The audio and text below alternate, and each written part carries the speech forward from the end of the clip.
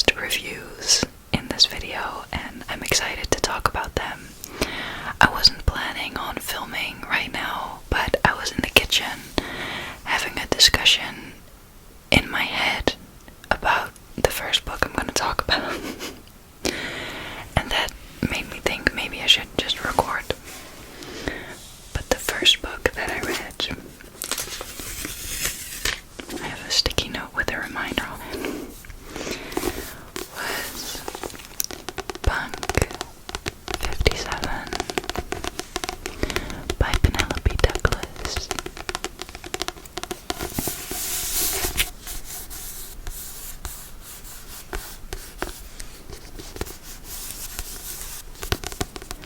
And this follows Misha and Ryan, and Misha is a boy and Ryan is a girl.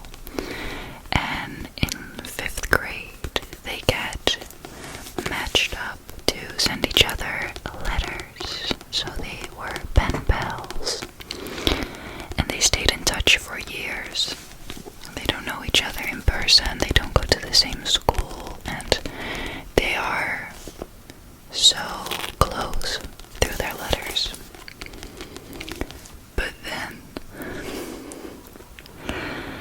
he sees her in real life, and he meets her in person, but she doesn't know, and the story kind of goes from there. So I'm going to give a review on this book, but there are going to be some spoilers in there because I can't review it without giving some of the plot away. So if you're really planning on reading this book and you don't want to hear anything about it, I would skip ahead to the next book. But if you can handle a little bit of context, let's go. So, the concept of the story was good to me.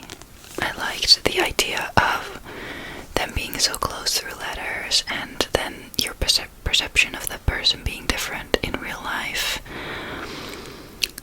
But these people are in high school, and he is this very damaged man, but he does some really messed up things that are just not okay, and should in no context be okay, like, climbing through someone's window, and that kind of stuff, and like lying to you, and not saying your identity when you do things with that person, and just there was no reason for Ryan to end up liking Misha. That's kind of what the point was. I was not rooting for them. It was very, very messed up.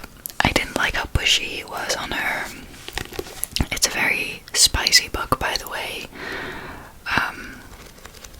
which on like the level of spice was like a 4, but the quality of the spice I give like a 1. No, this book just really wasn't it for me, and I'm kind of sad about that because I know that a lot of people do enjoy it, but I don't think Penelope Douglas is an author I will ever read a book from ever again. So that's my take on that. Then, in the realm of high school romance, I listened to an audiobook which was Better Than the Movies by Lynn, and it follows Liv and Wes. It is a YA contemporary romance, and it was so sweet. It was just really sweet. I am not a fan of YA stories personally, just because they're usually about teenagers and set in high school. Now, I'm really happy to not be a teenager in high school anymore, and I work as a youth worker, I spent a lot of my time with high schoolers and their perception of things, and their, when you're a teenager and you're in puberty, your brain just works a certain way, and I think that Lynn Painter captured it really well. I really, really think that, because for an adult to write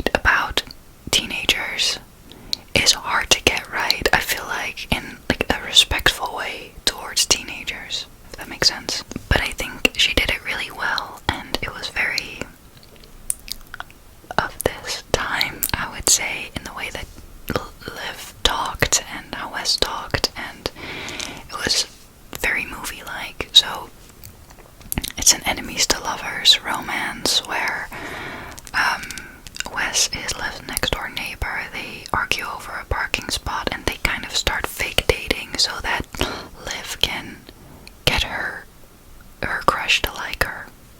And then feelings start to develop and it goes from there. And it's just sweet. But I still don't enjoy reading about high school drama and that kind of stuff. And I don't like, in this book it wasn't so bad, but I don't like lying and reading about people getting caught up in their little web of lies. And this was a very light version, so it's very doable. But even with films that I watch and I see someone just getting lost in their own web of lies, I'm like, no, that stresses me out so much, because I can't lie anymore. When I was a teenager though, all the time, so that's what I mean by, like, I feel like it was very realistic in that sense, and it was just cute. Wes is just cute, and Liv is just cute, and I was kind of like her as a teenager, and not in a I'm obsessed with rom-coms to that extent kind of way, but you know how when you kiss someone it's just all you can think about, and like, I don't know, it was well captured and it was sweet to listen to while drawing and that kind of stuff. It was very light and that's exactly what I needed, so I would recommend that one.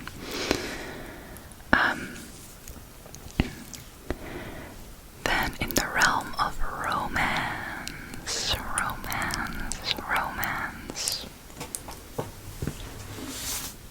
I also read Icebreaker by Hannah Grace.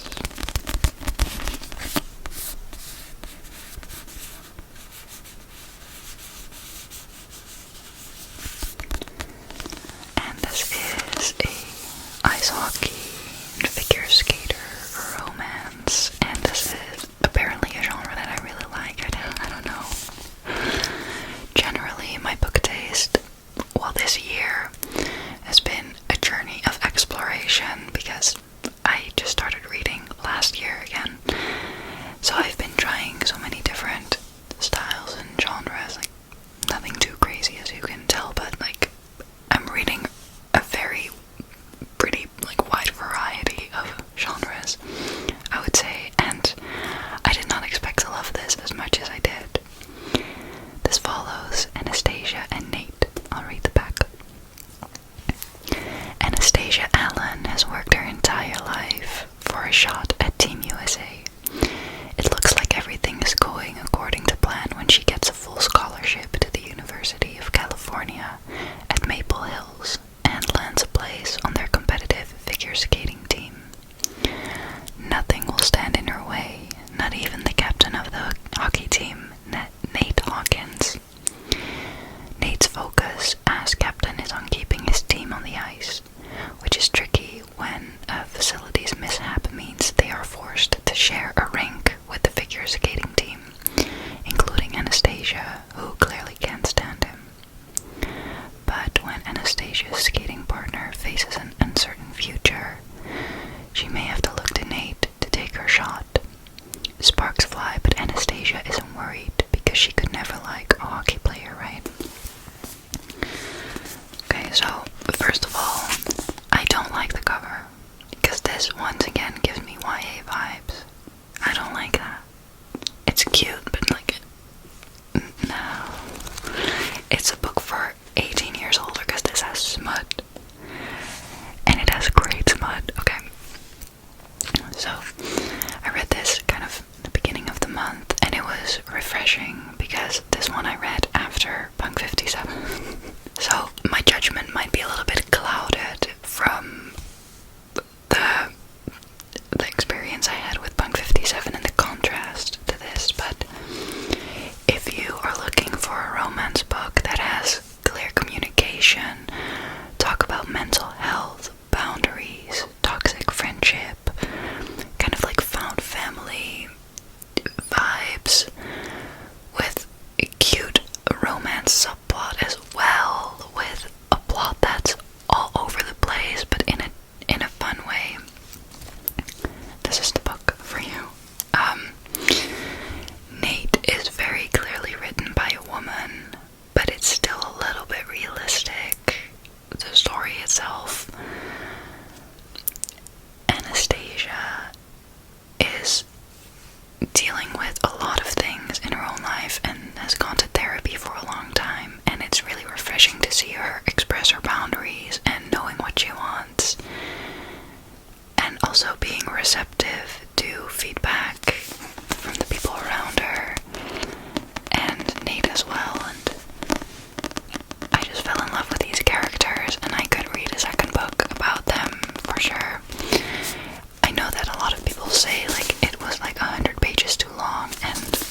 see why people would think that, but because I had read such an atrocious book before, I loved getting the sappy, cheesy, where's how I love pages, you know, they didn't bother me. The spice in here is amazing.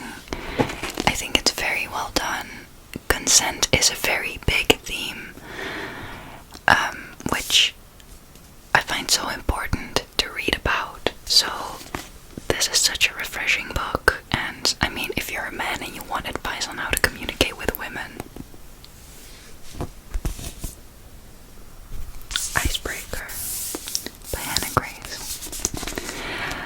I don't know, it was just really refreshing, and I love them, and yeah, I just really, really enjoyed this read.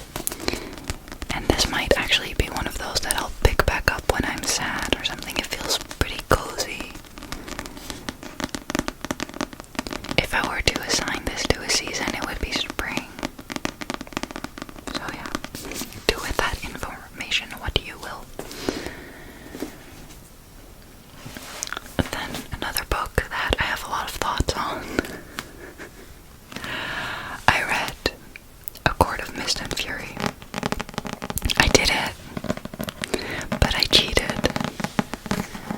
because this book series is summarized by Carrie Can Read on YouTube. She makes videos and she just gives you the full plot, and she does it in a very fun way. And if you're unfamiliar, this is A Court of Mist and Fury, which is the second book in the A Court of Thorns and Roses series by Sarah J. Maas, and it is a fantasy romance series with smut. And do you say with smut or do you say with the spice? And it is a smut book. That's a language barrier thing, but in the first book, it follows. Well, maybe I shouldn't talk about this kind of stuff. Okay, you know what? I did a full reading vlog on this book, and where I also lay down all my final thoughts, so I won't get into it too much, but I'll read the back to you, and I'll tell you my thoughts afterwards, and I'll try to keep it spoiler free.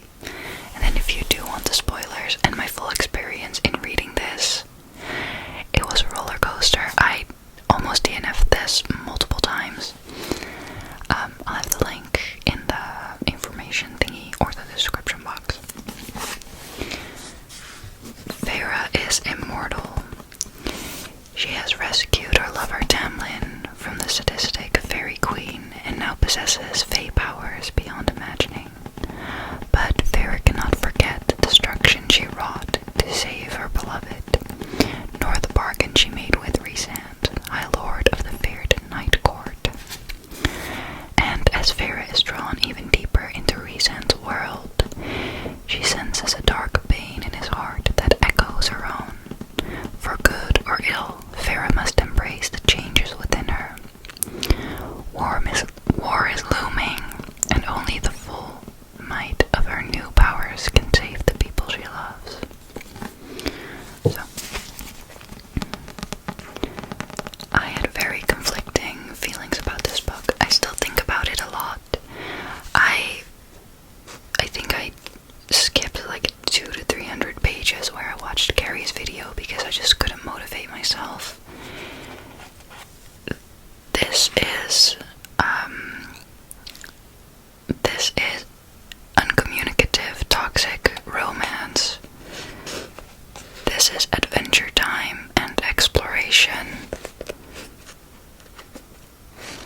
This is tension. This is smut. And this is where everything happens. So, I had a wild experience, and I'm hesitant on if I want to finish reading the series or if I want to watch Carrie's video so I can still know what's up with everyone. Honestly, I might read it because when I did start to really enjoy the book, I got kind of sad that I missed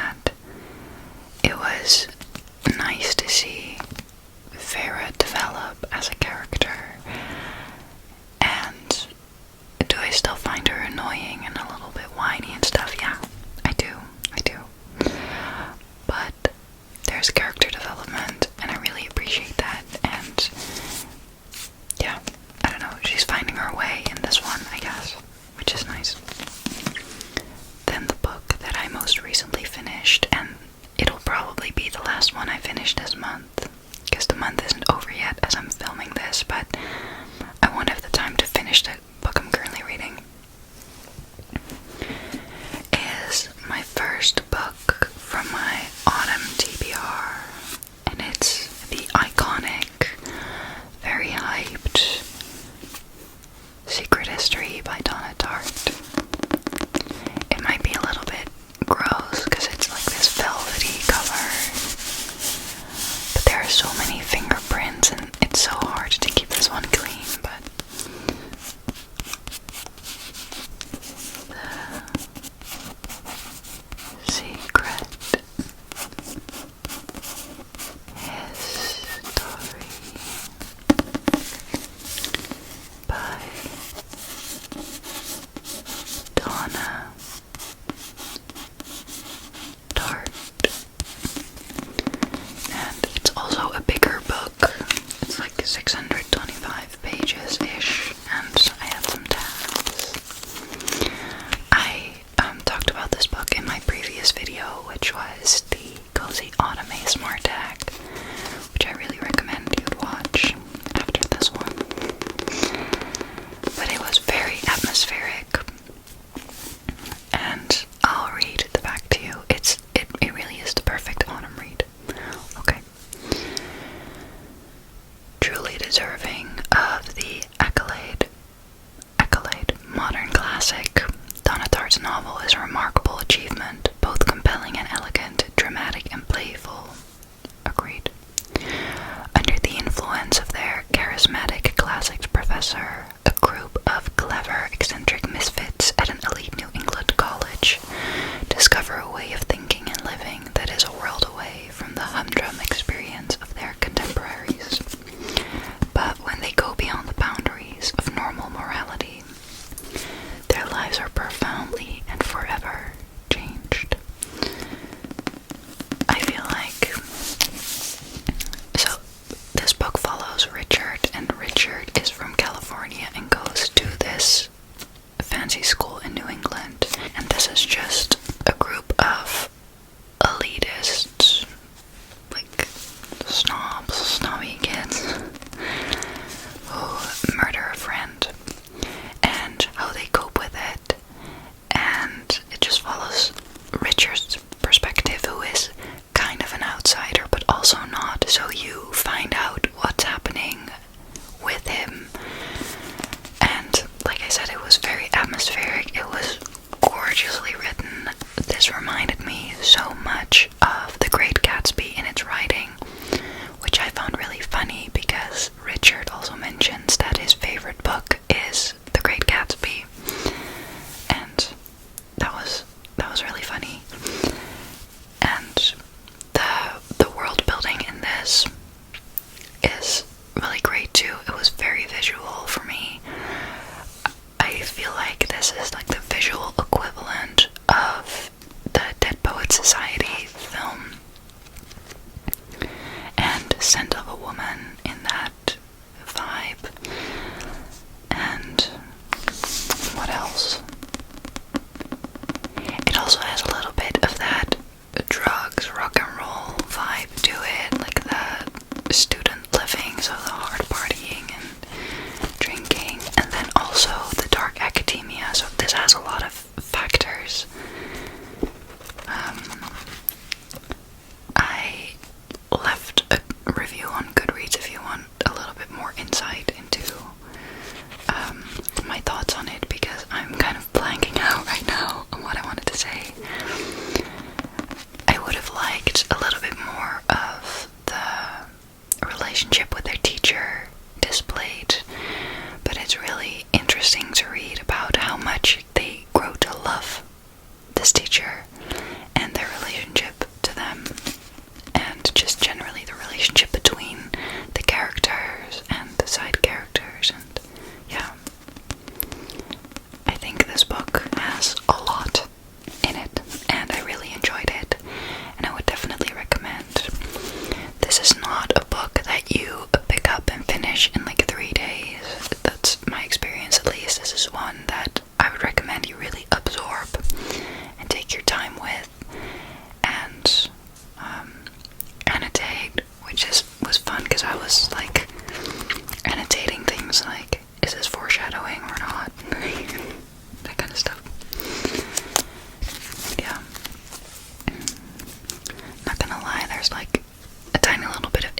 in here which is really messed up, and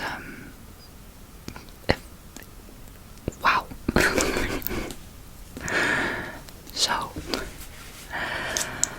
those were the books that I've finished this month. I'm excited to delve into my autumn TBR more and read more books. I'm currently reading Ariadne by Jennifer Saint. Yeah, Jennifer Saint. And it's so nice so far. I love her writing, and I'm also reading this little non-fiction, which is How to Write One Song by Jeff Tweedy. I haven't finished it yet. It's not that big, but I have to be motivated and in the songwriting mood again to pick this up. So far, it's basically just him saying, just write something. Just write something, which I think if you are someone who easily, if you're a perfectionist, which I used to be, but I'm recovering from that. This is a really good one, because if your perfectionism makes you procrastinate doing things that you love, or making art just for the sake of art, just for you, and if you're someone who'd rather not do something than like suck at something, I would recommend this as a little motivator that it really doesn't matter, because art is art, and messing up and making something that's ugly or cringy or just dumb or you're not really crazy about is fine too. And it's all learning, and it's supposed to be fun, and you don't learn if you don't do it. And so I think this is a fun little extra motivator to pursue your hobbies, I guess. So maybe I'll finally finish one of the songs that I've written over the past few months, because I've written a lot, but I haven't finished one in such a long time. So, yeah, I'll let you know how that goes. But those were all the books that I read this month. Like I said, I'm excited for October reads, and yeah, let me know what book you're reading currently, and we can talk about them. The link to my Goodreads is in the description box, and to my other channel where I make some book content as well. So if you want to see more of that, that's all there. But maybe you're asleep already. Who knows? Okay. Thank you for spending this time with me. Here's your forehead.